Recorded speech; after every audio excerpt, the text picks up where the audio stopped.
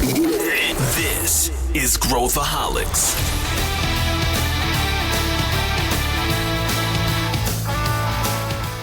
Olá, aqui é Pedro Weingärtner, sou o CEO da ACE e esse é Growthaholics, o podcast para quem adora inovação e empreendedorismo. Esses dias eu fiz um post no LinkedIn sobre Equity Crowdfunding. Eu estava falando sobre o que era e o crescimento dessa modalidade de investimento e muita gente me procurou para a gente gravar um episódio no Growthaholics. E é justamente isso que a gente está fazendo agora. A gente trouxe um case e a gente vai discutir o que é o Equity Crowdfunding, quando utilizar, e a gente vai mergulhar também no case de uma empresa que foi recordista nessa modalidade de investimento, que é a App Justo. Ela conseguiu quase 1.000 pessoas investindo no seu negócio através do crowdfunding. Para falar sobre isso, eu chamei o Rog Nogueira, que é co-founder da App Justo, e também o Guilherme Rocha, que é analista de Venture Capital aqui na Ace Startups. Vem com a gente. Estou aqui com dois caras que vão nos dar os dois lados da moeda, vão nos dar a visão do que é, como usar, quando usar, lados positivos, riscos, lados negativos e a experiência pessoal, literalmente, com o uso do crowdfunding. Então, eu queria dar as boas-vindas aqui para o Guilherme Rocha, que faz parte do time aqui da ACE. Tudo bem, Guilherme? Inaugurando, inclusive, aqui no Growthaholics. Tudo bem? Opa, tudo bem, Pedro? Prazer imenso estar aqui. Eu sou ouvinte do Growthaholics desde 2019, bem antes de entrar na ACE, assim, acho que aprendi, 30% do que eu sei sobre inovação, pelo menos aqui no podcast. Então, tá sendo bem legal participar. Olha aí, cara. E o meu amigo Rog também, que é um empreendedor, aí já, não sei se a gente pode dizer serial, né, Rog? Você já veio de outras jornadas aí. Fala um pouquinho de você, cara. Muito bem-vindo. Muito obrigado, Pedro. Prazer, Guilherme aí. Também sou super ouvinte aí do Growthaholics e estou muito feliz aí de estar contribuindo e participando aqui. Obrigado pelo convite, Pedro. Já respondendo a sua pergunta, me considero um empreendedor serial, sim. Né? Já é a minha quarta empreitada. Comecei em 2008, tive fábrica de software, comecei uma Venture Builder. Na Venture Builder criei 3 startups, uma delas despontou mais que a Alia.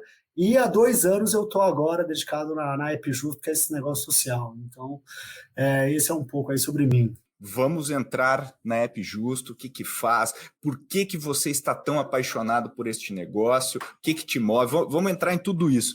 Mas primeiro eu queria, né, a gente está com muitos ouvintes de todos os lados, né, desde corporações, startups, empreendedores estão começando, tem muita gente, tem muita dúvida sobre crowdfunding. Eu queria perguntar primeiro para você, Guilherme, o que é o crowdfunding? Dá um pouco do histórico do crowdfunding e em termos de legislação, e depois, Rog, fica super à vontade de complementar, porque eu sei que você mergulhou, estudou profundamente esse tema também. Então, assim, vamos dar um panorama para quem está nos ouvindo aqui, o que é, como que funciona, dá para a gente fazer paralelos com o Jobs Act lá nos Estados Unidos, né, que é a versão americana, enfim. Dá um panorama aí, Guilherme, para a gente começar. Perfeito. Pessoal, o Equity Crowdfunding basicamente é um investimento coletivo em startups, né? Então, a gente pega vários investidores, pessoas físicas, e conseguir investir em uma empresa que tem um grande potencial de escalabilidade, e aí, às vezes, pode até não ser em startups, mas antes de chegar no IPO, né? Antes de chegar numa oferta pública de investimento.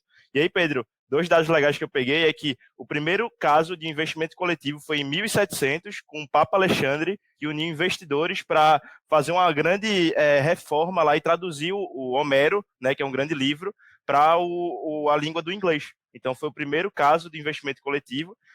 E a primeira plataforma de crowdfunding que eu peguei aqui também foi em 1997, começou com uma banda britânica de rock e conseguiu financiar uma turnê baseado através de um investimento coletivo. E aí, no ano de 2000, surgiu o ArtistShare, que foi a primeira plataforma de crowdfunding mundial. Opa, e Rog, fala das leis por trás disso, né?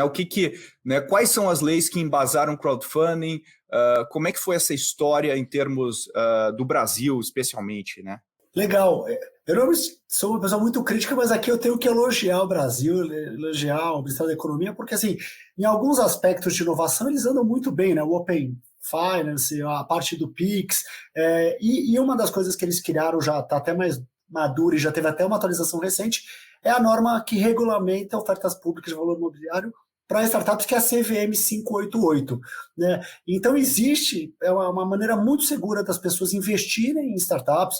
E quando eu falo seguro, assim, você vai colocar no seu imposto de renda, lá vai chegar lá, investimento, vai colocar tudo certinho, e a CVM 588 regula e traz muita proteção para os investidores. Né? Então, proteção significa o quê? Investir numa startup, mas não ter o risco de se der alguma coisa errada, ter um problema trabalhista. Então, tem uma série de coisas que a CVM 588 protegem. E a CVM 588, recentemente, ela teve uma atualização. A atualização de que agora permite ofertas secundárias. Né? Então, fica um pouco mais parecido aí com o investimento de renda variável, com a possibilidade, se tiver outras pessoas interessadas em comprar, passar para frente, quer dizer, sair ou vender de alguma maneira, agora é possível, né? Além de ter aumentado o limite que o Equity Crowdfunding consegue agora captar até 15 milhões de reais. E se me permite complementar uma coisa que você falou, Gui, não é só para pessoas físicas, são pessoas jurídicas. E aqui no caso da Epjusto, a gente teve algumas empresas que investiram através do Equity Crowdfunding. Né? Então, é um modelo bastante interessante. Existe limite de investidores? Não existe limite de investidores, e uma curiosidade muito legal é que o Epjusto bateu o recorde brasileiro em quantidade de investidores. Nós tivemos 939 investidores participando do Equity Crowdfunding do Epjusto. Ou seja, quase 1.000 pessoas físicas, e imagino que você, que talvez tivesse algum institucional também, investindo lá, entraram no site e pegaram uma cota. Que tamanho era essa cota? Só para a gente também entender o tamanho do cheque aí que uma pessoa física, por exemplo, poderia investir. Quando a gente pensa em investimentos em startups, às vezes a gente pensa em, né, aquelas rodadas do SoftBank, e às vezes esquece que a gente também pode entrar com menos dinheiro. Né? Essa foi uma outra coisa muito legal da Epjusto, é que a gente trouxe uma cota mínima de R$100. Daqui a pouco eu quero até contar um pouco mais por que a gente fez isso, está muito alinhado à escolha do nós vamos falar sobre isso. Mas o menor valor do Epjusto foi R$100. Realmente foi uma coisa muito legal. Então, não é uma coisa comum em Equity Crowdfunding, mas no nosso caso a gente conseguiu, conversamos muito com a plataforma que foi a Cria para conseguir viabilizar isso. Então, foi R$100 o valor mínimo. Ô Gui, quando o Rog falou aqui do mercado secundário, né? Explica também aqui para os nossos ouvintes o que significa o mercado secundário, né, para esse tipo de, enfim, para qualquer investimento, mas nesse caso, para esse tipo de investimento. Acho que é legal também o pessoal entender o que significa. Perfeito. Eu acho que até isso é um ponto, né, Pedro, que a CVM está pensando aí para os próximos passos, né, de conseguir construir melhor esse mercado secundário para a oferta de crowdfunding. Hoje, qual é o principal problema também, né? É que a liquidez do crowdfunding, ele acontece um pouco mais long shot. Você não consegue fazer esse trade com outras pessoas físicas. Por exemplo, comprei uma cota lá da Epjusto e eu quero vender para o Pedro. Eu não posso fazer isso hoje. Mas isso será possível, né, no futuro próximo. E aí, hoje, né, no mercado de venture capital tradicional, a gente consegue fazer esse mercado secundário, que é basicamente você conseguir vender a sua participação ou partes da sua participação da empresa para outros veículos, outros fundos de investimento, e aí conseguir a liquidez do seu investimento. Sendo bem didático aqui também, qual que é a diferença quando a gente pega aquelas plataformas, né, de Quicante e etc., né, de crowdfunding? Qual que é a diferença do equity crowdfunding para o crowdfunding, Rog? Quando a gente fala equity crowdfunding, muita gente associa com isso, com vaquinhas. Né? Vaquinha é quando você vai lá, faz uma doação, apoia um projeto, é uma coisa que você não está se tornando sócio. Já o equity crowdfunding, você realmente está adquirindo uma participação de uma empresa, de uma startup, de um projeto. Né? E você, então, está olhando a rentabilidade futura disso. Você está apostando que aquilo vai crescer e é um investimento mesmo. Então, essa é a diferença. Um você está dando, apoiando, e o outro você está investindo. Ou seja, os investidores se tornam efetivamente sócios do negócio. Interessantíssimo, você falou que o limite aumentou agora, né, para 15 milhões, ou seja, as empresas podem captar 15 milhões. E aí, vamos falar um pouquinho da regra do jogo. Existem plataformas no mercado, né, várias plataformas de crowdfunding hoje. E qual a regra? Né? Assim, hoje, para uma plataforma abrir uma oferta de uma startup, o que ela precisa fazer para colocar essa oferta lá? Quais são as condições que precisam ser respeitadas para que isso aconteça? Perfeito. Existe realmente uma diligência da plataforma. Então, assim, as plataformas, como qualquer negócio, é um negócio, então ela precisa fazer uma boa curadoria, escolher bons projetos que vão dar retorno. No caso da CRIA, que foi onde a gente fez, eles recebem por sucesso, escolhendo bem, apostando que esse projeto vai ter sucesso para que eles realmente ganhem lá na frente. Então, esse trabalho tem que ser muito bem feito. Aí tem um lado burocrático, que inclusive a atualização da CVM 588 melhorou, que é como é protocolado essa oferta pública, porque é uma oferta pública auditada pela CVM. Então, hoje a CVM agora olha principalmente as plataformas que acabam funcionando, eu não sei se esse é o termo correto, mas como se fossem corretoras, que vão validar, vão fazer a diligência e vão protocolar essa oferta pública, para daí se tornar, acontece todo o processo de captação. Então, enquanto as pessoas estão investindo, ou melhor, estão reservando na plataforma, eu quero uma cota do App Justo, é uma reserva, já faz o depósito, reserva, tudo mais, mas isso só se efetiva quando a startup, no caso, ou quem está fazendo a captação, atingir pelo menos 2/3 do valor.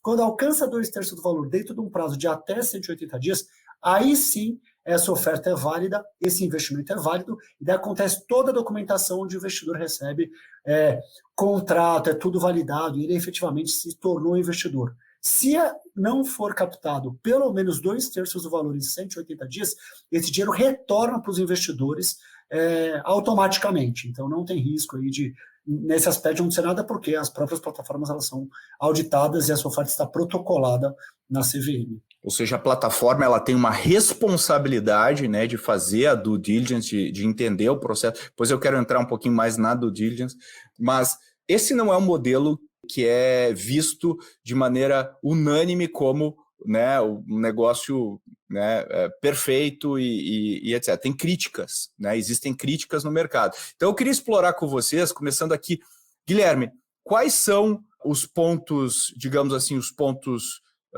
positivos, né, do modelo, quer dizer, o que ele abre, o que ele traz, o que ele democratiza, e os pontos apontados, né, e agora o Rog também, ele fez uma fresquinho aí, né, uma peregrinação no mercado, então ele recebeu diretamente as críticas, as dúvidas que os investidores tinham. Então, vamos pegar os lados, os dois lados, né, começando aí, Guilherme, pelos o que ele traz de bom e depois a gente entrando nas críticas. Perfeito. Pedro, eu acho que até dá para dividir assim, né? O que é de bom para o empreendedor e o que é para o investidor também, né? Assim, para o empreendedor, primeiramente, é muito legal ter esse modelo de investimento para negócios como o App Justo, que é um negócio baseado em comunidade. Como assim? Você vai trazer, além de pessoas, né, que são teus clientes, eles vão virar teus investidores. Então, eles vão te indicar para outros clientes, eles vão ser parte ativa do teu negócio também, a partir desse momento, sabe? Então, isso aí, acho que é uma coisa que vira chave, assim, realmente, para escolher um modelo de crowdfunding para completar uma rodada, ou então para ser a rodada de uma startup. Para um investidor, né, acho que é óbvio, assim, a gente vê que é a diversificação de receita, né, de investimento, na verdade. Então, cada vez mais podendo diversificar seus ativos e colocar um pouco mais de risco aí na carteira, né, que é aquela coisa que pode dar um retorno muito alto, mas também pode não dar nenhum retorno, né, a gente sabe que startup é um investimento de altíssimo risco, mas eu acho que esse é o principal benefício, tanto para o investidor quanto para o empreendedor, é trazer diversificação de carteira e, ao mesmo tempo, para o empreendedor, é trazer mais força na sua comunidade, nos seus clientes, nas pessoas ativas da sua startup. Tem até cases muito legais assim de startups lá fora que conseguiram fazer esse modelo virar muito, assim, aumentaram muito a base de clientes e vários outros aspectos muito positivos do modelo de crowdfunding.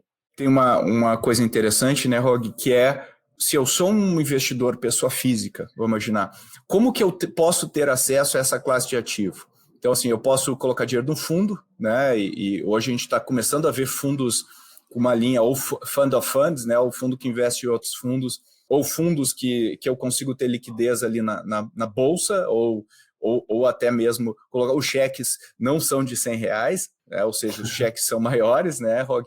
Ou fazer investimento anjo, certo? Eu vou lá e entro no grupo anjo, o que é, assim, e tem um investimento de tempo grande, eu preciso entender do investimento, participar das conversas e tudo mais, e aí surge essa classe que eu consigo investir em empresas geralmente early stage, geralmente são estágios, não necessariamente é uma regra, né, mas geralmente, até pelo volume captado, geralmente são empresas early stage. O que se diz, além disso, Rog, o que você pode apontar e também colocar aí as críticas, né, que você recebeu, as dúvidas que você mais recebeu? Legal. Se complementando o Guilherme, eu acho que um ganho muito bom para o investidor é que uma coisa é o investidor encontrar um empreendedor e querer investir, fazer um mútuo numa startup, né? E outra coisa é fazer via equity crowdfunding. Eu acho que o equity crowdfunding acaba trazendo uma segurança adicional. Porque o que eu percebi lá na CRI é uma diligência, e eu acho que os outros também, as outras plataformas fazem isso também, uma diligência. Então, avaliou o negócio, olhou a empresa, olhou o background dos sócios, olhou se está tudo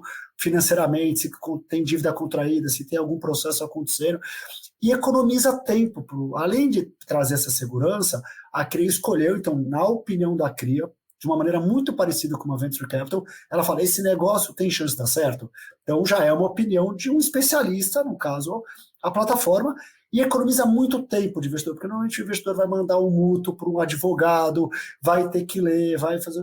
Então todo esse trabalho já foi feito, e no caso do nosso contrato, a gente optou o SAFE ao invés do mútuo, a gente não, a plataforma optou o SAFE ao invés do mútuo, então já tem todas as cláusulas assim que protegem investimento, então tem ali o lock-up, tem todas as cláusulas que a gente não vai sair, diluição, que protege os investidores, porque no fundo é isso. Então acho que esses são outros pontos positivos para o investidor, né?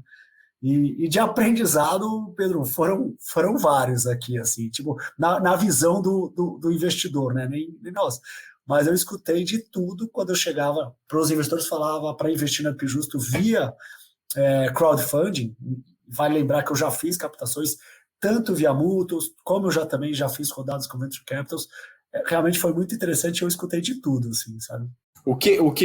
Qual que é o maior medo, né? Eu acho que existe provavelmente à medida que a gente democratiza, a gente pega um tipo de investimento que não é tão simples de entender, né? Quando eu vou avaliar numa empresa, eu posso pegar um relatório, eu posso, né, ver o fluxo de caixa. Quando eu estou investindo early stage, né, Guilherme, é mais complicado. Eu tenho que olhar os empreendedores, a trajetória deles e coisas. Não é algo que os investidores estão acostumados a fazer, né, Guilherme? Como é que isso, na sua visão, também pode atrapalhar, né, as decisões? Não, perfeito. Assim, eu acho que a gente tem a facilitação, com certeza, dessas plataformas de já entregar nessas coisas, mas tem uma educação muito forte a se fazer do investidor, né? Assim como, por exemplo, quando surgiu as contas digitais, né, o próprio Nubank, todo mundo olhava e dizia, não, isso é golpe, não vou botar meu dinheiro aí, né?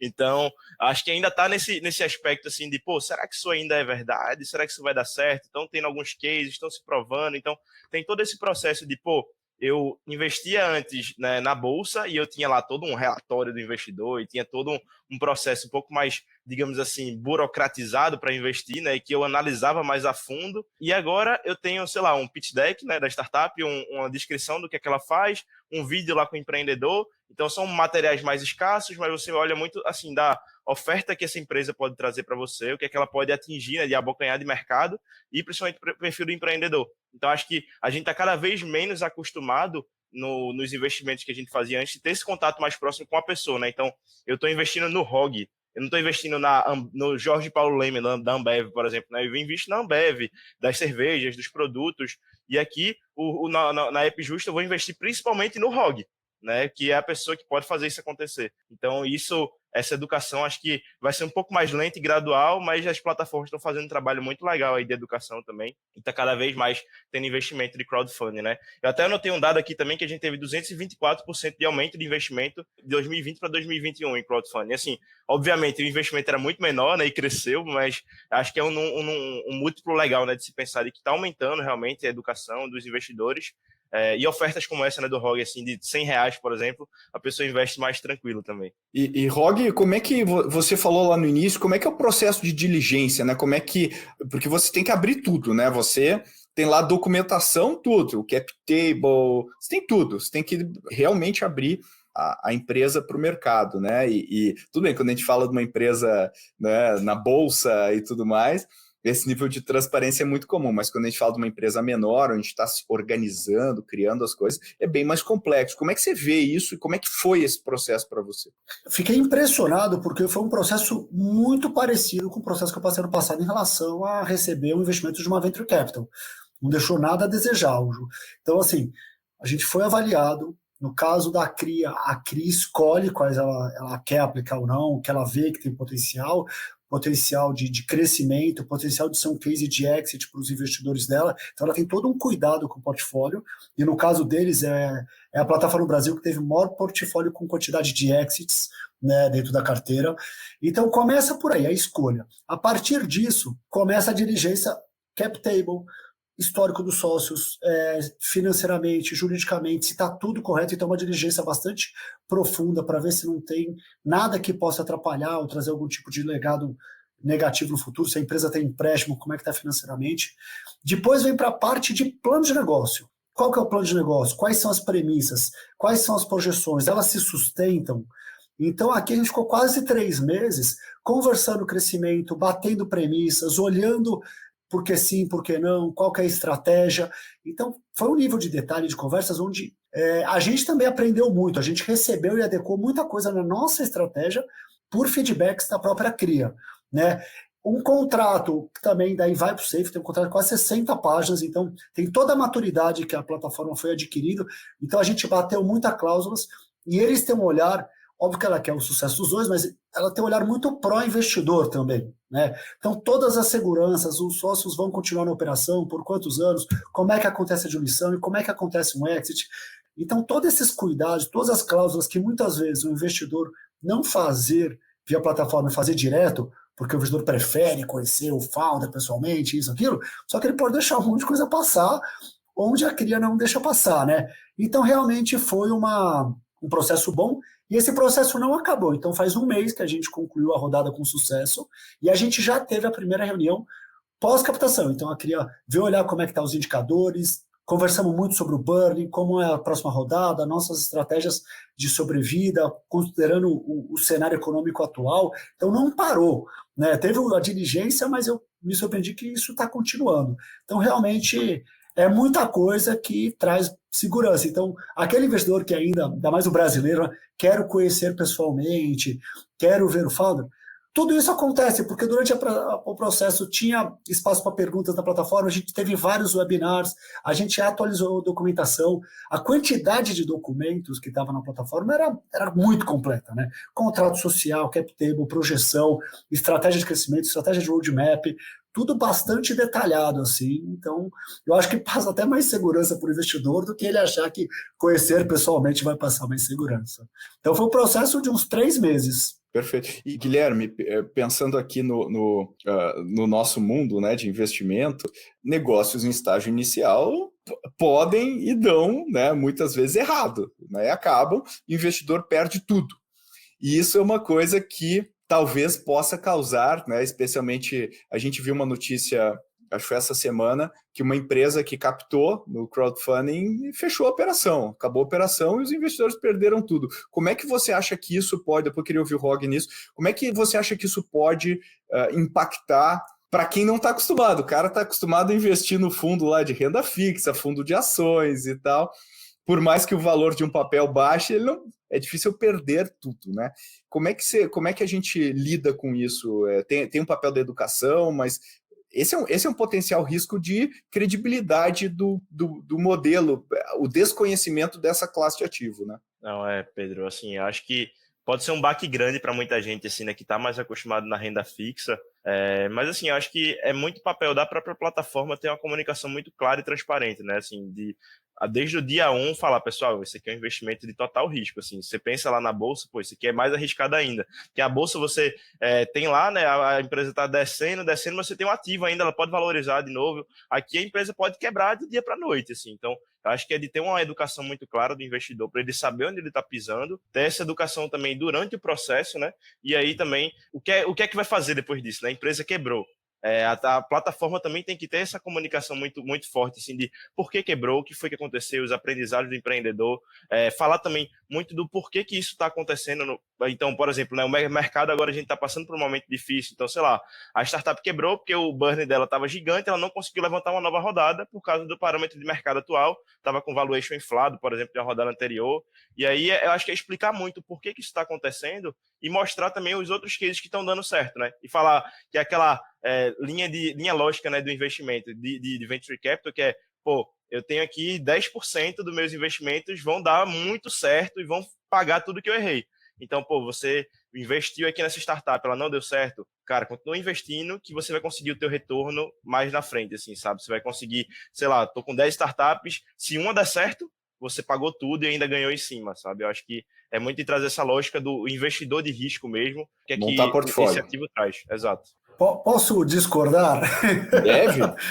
Tá, legal. Assim, primeiro eu vou concordar de que com certeza é um investimento de risco, mas uma vez que você escolheu ter no seu portfólio investimento de renda variável, e daí você vai começar a medir os riscos. Uma empresa que abriu na bolsa não vai derreter completamente o papel e tudo mais. Eu concordo com isso, e daí começa a entrar na regra aquela coisa do equilíbrio de risco versus ganho. Só que agora eu vou entrar na parte que eu discordo, né?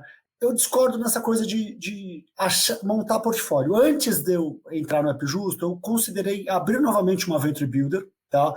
Bati papo com vários Venture Capitals e Venture Builders para entender como é que eles escolhem o portfólio, qual que é a taxa de sucesso, em quanto tempo eles esperam o retorno, se o que miram é exit, outras coisas.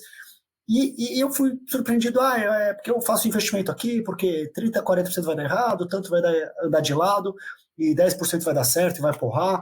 Então, assim, é importante diversificar, mas esse mindset, na minha opinião, ele é um pouco raso, porque eu acho que toda startup ela tem que ter algumas premissas muito claras. Qualquer investimento tem que ter uma premissa muito rasa. No caso aqui, eu também invisto em startups, tá? Eu também invisto em renda variável, renda fixa, eu tenho um portfólio aí. Então, assim, o que eu olho no caso de uma startup? Claro, com certeza, os empreendedores. Tem track record, como é que faz, é complementar, é o que precisa. Segunda coisa é market fit. E aqui que é o mais importante. Gente, qual que é o mercado? Eles validaram o mercado? Porque eu não acredito em startup que sai queimando cupom, achando que o crescimento rápido, o crescimento a qualquer custo é a resposta. E eu vejo um mindset muito disso, achando que esse é o caminho. Tá? Então, o mais importante é olhar isso. Resolve um problema claro, o pessoal tem capacidade para fazer isso dar certo. Então, eu não quero colocar 10 no meu portfólio, achando que umas vão dar certo ou vão dar errado. Eu quero escolher quem tem um mercado gigante, quem resolve um problema claro e quem vai ter sustentabilidade. E não quem vai crescer rápido. Crescer rápido não é sinal de que vai se sustentar lá na frente. Tá? Então, é alguma coisa nesse sentido que eu acho que tem que pensar. Não é só valuation. Às vezes o valuation é importante ser um pouco mais alto para garantir uma saúde de cap table, para fazer outras rodadas. Então tem um monte de detalhes aí que tem que acontecer. Tal. E é importante os investidores saberem o seguinte, qual que é o risco? Um risco foi apontado pelo Guilherme aqui, que é derreter, perder esse investimento. A empresa fechou. Outro risco que não é, e é importante o investidor saber, por exemplo, como você ainda não está no quadro societário, riscos trabalhistas, possíveis dívidas, outras coisas, a CVM protege o investidor. Isso não vai te dar dor de cabeça. Você realmente perdeu dinheiro, mas não tem nada além disso. E daí, isso é uma coisa que é importante olhar, tá? Então, e o que eu mais me deparei nesse processo, né? Pô, vamos investir e tal. Então, assim, uma coisa é o investidor pensar, quero investir em startup. Outra coisa, eu quero investir via equity crowdfunding. Eu hoje, conhecer o processo, os bastidores, eu me sinto mais à vontade de investir em equity crowdfunding, uma vez que eu já decidi que eu vou investir em startups, tá? Passar muito mais segurança. Então, o crowdfunding é uma maneira muito mais segura. E investir em startups, eu particularmente gosto, desde que eu entenda a tese, porque o potencial de ganho realmente ele é muito grande. Então, pegar uma startup early stage, ali no começo, que sim, existe um fator de risco um pouco maior do que uma startup mais madura, muitas vezes, mas ao mesmo tempo, se resolve o problema, claro, a chance dela crescer e ter algo bom é ótimo. Pô, vou esperar até um IPO? Uma vez que uma empresa faz o IPO, qual que é o ganho esperado? Uma vez, duas vezes, sabe? Um pouco mais do que isso. Agora, uma startup trabalhando bem, você acompanhando, inclusive ajudando para reduzir os riscos, você pode ter um ganho muito maior. Estou falando aí de 5, 10, 15. Não vou ficar prometendo aqui 50 vezes, porque é que nem o Neymar, é um em vários que acontece isso. Mas eu quero mirar o que vai me dar 10 vezes, o que vai me dar 15 vezes e vai ter sustentabilidade, entendeu? Então, acho que isso é um ponto muito interessante. Tem muita startup trabalhando direitinho aí com gente muito boa, resolvendo um problema real que pode dar um resultado. Rog, aproveitando aqui, vamos falar da App Justo. O que é App Justo? Como que veio a ideia? Porque eu quero agora pegar um case. Vamos pegar o teu case aí para a gente olhar. Como que veio a ideia de criar? Por que você é tão apaixonado por essa ideia que eu até te falei outro dia? Né? Pô, parabéns aí por ser o cara que bota a cara lá e tal.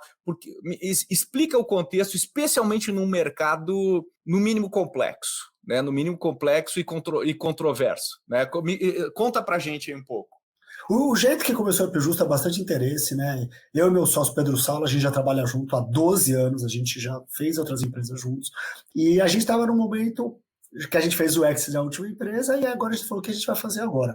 E a gente estava conversando muito sobre monopólio, conversando muito sobre economia de plataforma, e aí veio a pandemia e a gente viu o delivery vir para uma evidência, né?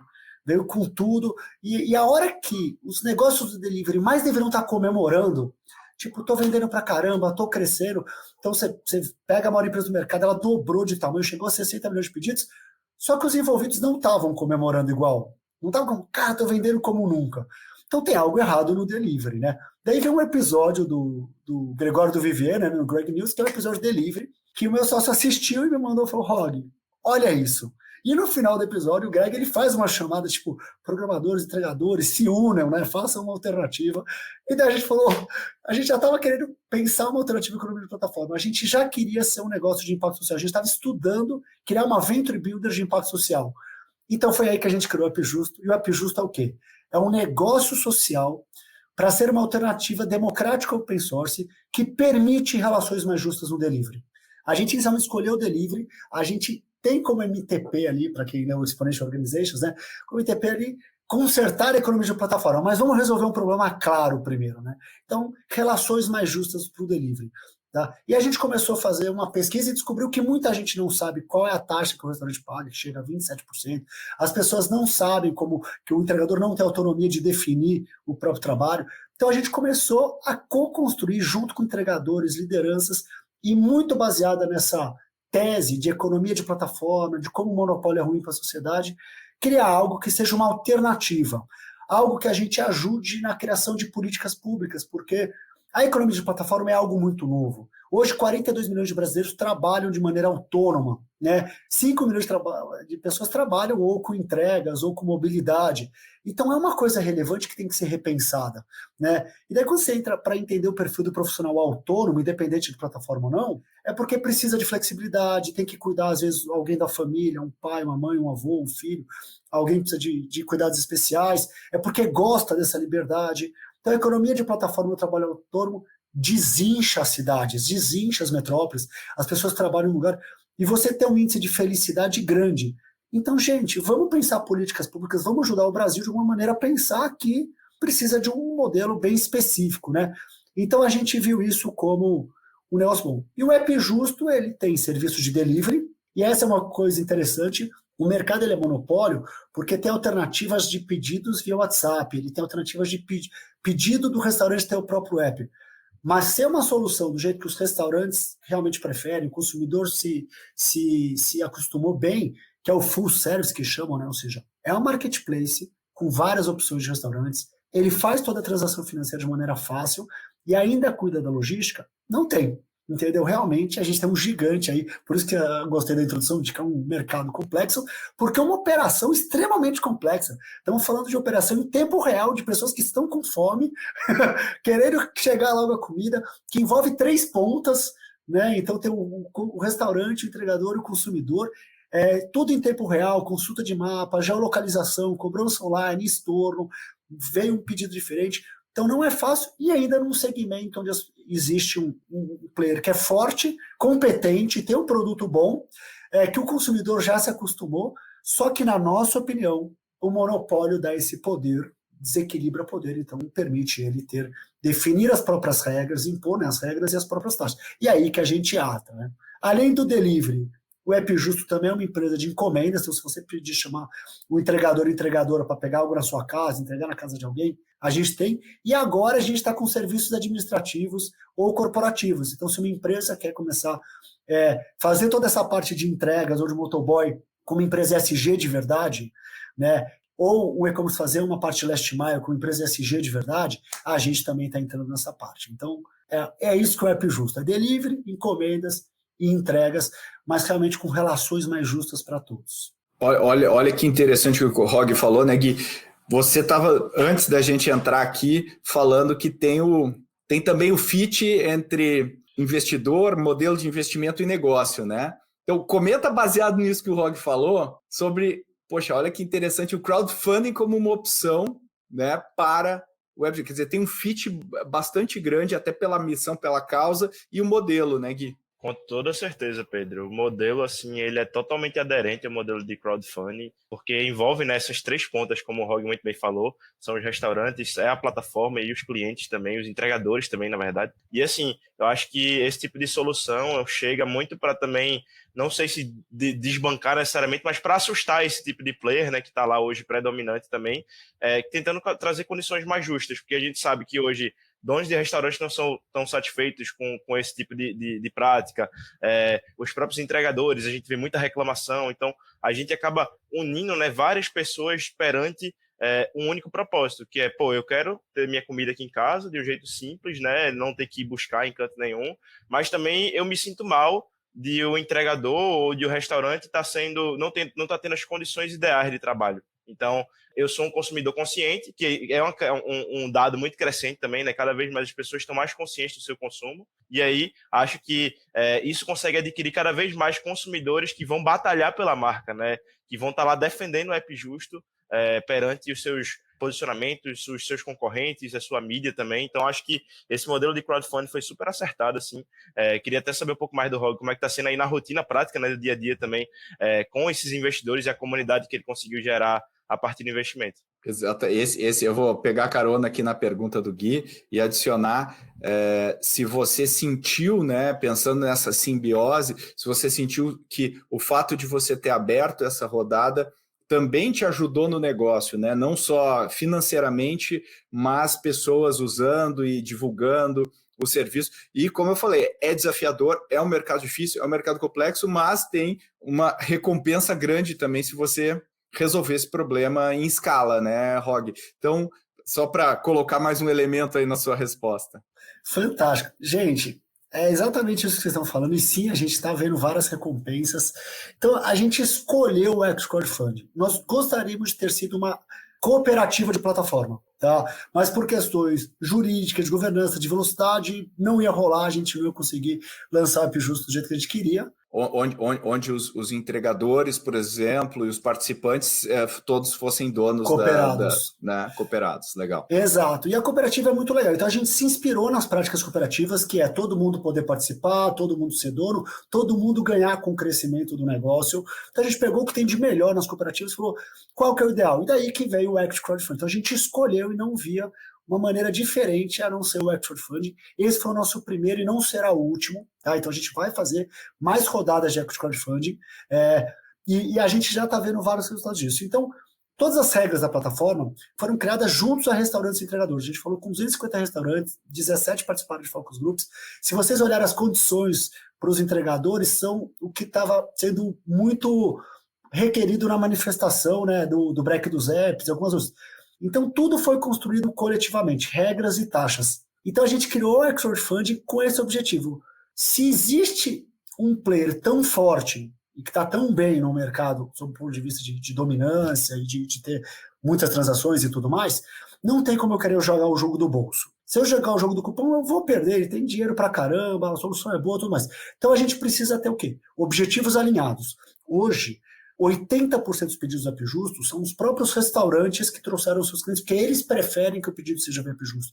Os entregadores ajudam a trazer restaurantes e consumidores, e os consumidores chamam mais gente. Então a gente validou um efeito rede. Durante o processo de construção, a gente chegou a ter 30 voluntários participando. E daí a gente fez o X-Crowdfunding e a gente conseguiu aí dezenas de entregadores, dezenas de restaurantes se tornando sócios. Então, além deles indicarem porque as regras e as taxas são mais justas, a gente tem um alinhamento de objetivos que agora eles querem que o App Justo é certo, porque eles vão ganhar com isso também. Então a gente já viu realmente o fortalecimento da relação com esses restaurantes, entregadores e consumidores. A gente tem 300 investidores que já fizeram pedidos no App Justo. A gente vê esses investidores compartilhando nos grupos de WhatsApp. Ontem eu recebi de um amigo um post num grupo de WhatsApp do bairro, do prédio dele lá.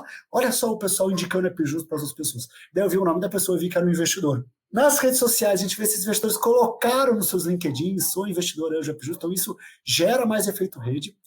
E a gente está vendo isso acontecer um monte. Além disso, tem uma pessoa que está ajudando a gente especificamente, que ele falou, cara, tudo que for subvenção e coisas digitais do governo, eu quero ajudar vocês. A gente tem 3 pessoas que estão ajudando a gente nas estratégias comerciais e expansão. A gente tem uma pessoa que está num sabático, que é um empreendedor de sucesso, super especializado em produto e UI e UX, que pegou um job e está liderando um projeto aqui dentro de revisão do onboarding de restaurantes.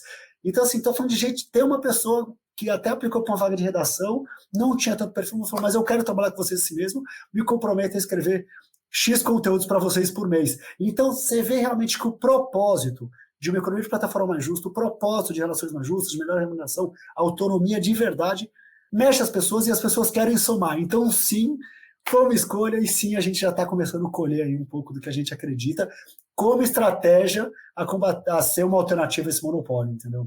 Muito legal. Acho que é um belo exemplo da história amarrando toda a estratégia e toda a execução, né? A história por trás dele é o que, inclusive o funding, né? Ou seja, tem a coerência por todo lado. E para a gente encerrar aqui, fazer uma rodada final com cada um de vocês, eu queria que o Rog fosse o conselheiro dos empreendedores e o Guilherme fosse o conselheiro dos investidores. Lembrando que esse podcast não serve para tomada de decisão em relação ao investimento, a gente está puramente exercitando aqui a discussão e o exercício intelectual. Então, eu queria te perguntar aqui, Guilherme, começando por você, para investidores que estão pensando em investir em crowdfunding, o que você diria, né? Cuidados, precauções e como pensar sobre isso? E depois eu quero fazer a mesma pergunta para o Rog sob a ótica dos empreendedores quando estão escolhendo esse formato. Então, Guilherme, começa você aí.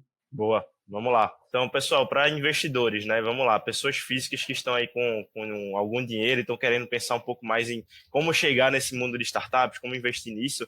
Eu acho que o primeiro ponto é estudar um pouco mais sobre o que é uma startup, né? Qual é o modelo da startup, qual é o diferencial desse modelo de negócio, o que é que ele pode trazer de potencial receita, e é muito, acho que até o que o Rog falou, né? Conseguir entender um pouquinho mais sobre perfil de empreendedor, market fit, tamanho da oportunidade, né? Acho que premissas básicas, assim, que eu diria são isso, assim, o quão validado está esse produto a partir disso, quanto de receita ele está conseguindo trazer, qual é o tamanho de oportunidade que ele consegue gerar e quem são as pessoas que estão por trás. Será que essas pessoas são as pessoas que vão levar isso para um próximo nível? E aí, assim, isso é uma análise bem difícil de fazer, né? Mas acho que com o tempo você fosse forçando a isso e estudando um pouco mais, ouvindo bastante Growthaholics também, né? Vai conseguir entender um pouquinho mais aí sobre como avaliar esse tipo de modelo de negócio. E aí, a partir disso também, acho que outra dica super legal é não concentre seu investimento 100% nisso, né? Acho que isso é um disclaimer importante. Acho que o investimento em startups ele tem que ser uma parte da sua carteira de investimento.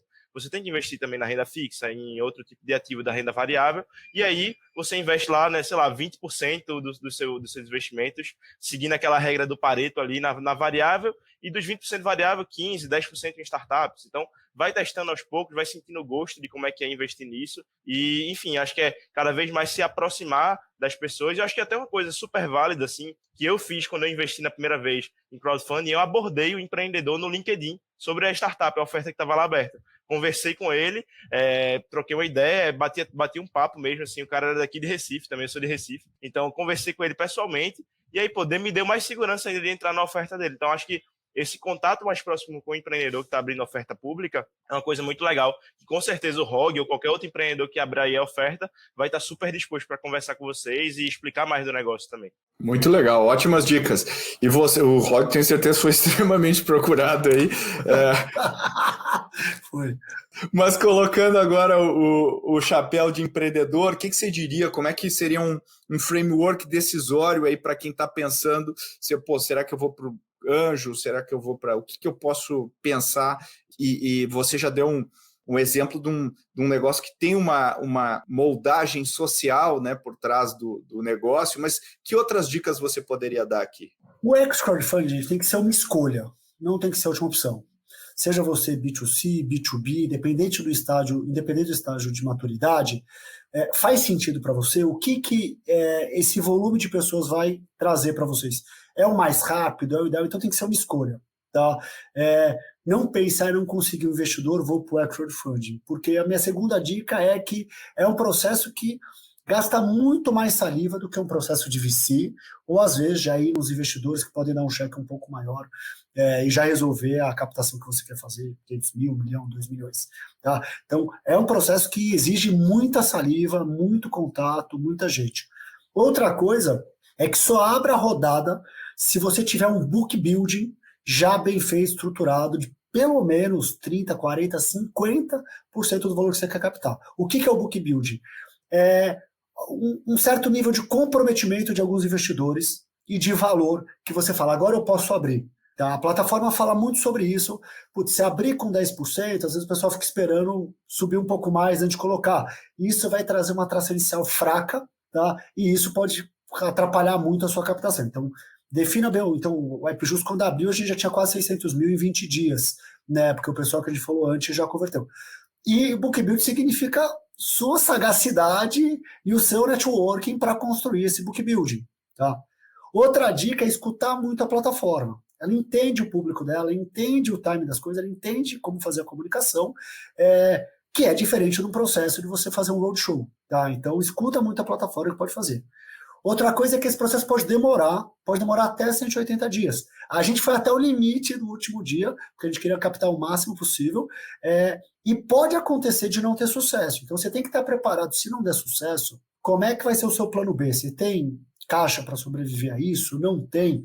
O seu book building, se não tiver sucesso no crowd, ele vai dar para trás ou eventualmente ele vai colocar como mútuo. Então esse book building tem que estar muito bem amarrado, tanto para fazer o crowd de sucesso, mas caso não tenha, realmente dá para trás. E a gente optou pelo valor mínimo de 100.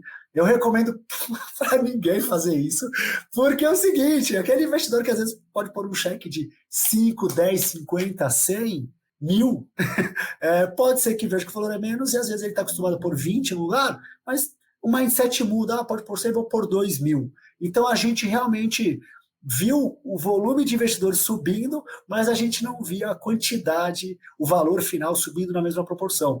Então, realmente, pensa bem qual que é o check down, nem para assustar, mas também para não tornar a coisa tão lenta, sob o ponto de vista de grana mesmo, de volume. Então, essas são algumas das dicas que eu acho que para o empreendedor. Escolha bem, mas se for... e faça uma boa comunicação. Tá? Uma vez que entrou, comunique bem isso. E limpa a agenda porque você vai ter trabalho. Vai ter trabalho. Eu falei com milhares de pessoas. Eu imagino. Boa. Bom, estamos chegando aqui no final do episódio. Queria agradecer imensamente. Eu acho que foi super educativo. Tenho certeza que quem não conhecia esse mundo agora conhece. Pelo menos está mais embasado, tanto do ponto de vista dos empreendedores quanto dos investidores. Eu acho que a gente tem uma missão, propósito aqui de democratizar, né, de trazer para o mercado o que existe, as opções que existem, e crowdfunding é uma opção aí que está crescendo, como o Guilherme falou. Então a gente queria expor isso aí e trouxemos um case que eu acho muito interessante, com um empreendedor que eu acho também muito interessante. Então, depois dê uma olhadinha lá no AppJusto, né? appjusto.com.br, ou baixem o aplicativo lá para vocês conhecerem melhor. E eu já aproveito aqui para agradecer. Rog, muito obrigado pela sua participação, pelo seu tempo, depois de passar por essa via crucis aí de contatos, ter energia, foco aqui para vir aqui conversar com a gente. Eu que agradeço o convite, Pedro. Falei no início, sou ouvinte, então para mim é um prazer imenso estar trocando aqui contigo, compartilhando. Obrigado por ter divulgado o pessoal baixar o aplicativo. É isso aí, gente. Vamos nos unir, pensar coletivamente. E aqui cada pedido ajuda na construção de um delivery ou de uma economia de plataforma mais justa. Obrigado, Pedro, e muito prazer, Gui. E valeu, Gui. Obrigado pela sua inauguração aqui no Growthaholics. Espero que seja a primeira de várias. E vamos para a próxima. E valeu. Obrigado pelo convite, Pedro. Prazer também aí, Rog, conhecer você. E assim, muito legal participar desse tema, gostei muito do papo, acho que até eu aprendi também com essa conversa, foi super legal. E assim, acho que para dar um disclaimer final também, Pedro, se você tem uma startup, está com a rodada aberta também, manda para mim por um e-mail, um pitch deck, ou então troca ideia comigo lá, é guilherme.rocha@goace.vc, tá? Então, estou aqui super à disposição para trocar ideia com vocês. Excelente, muito obrigado.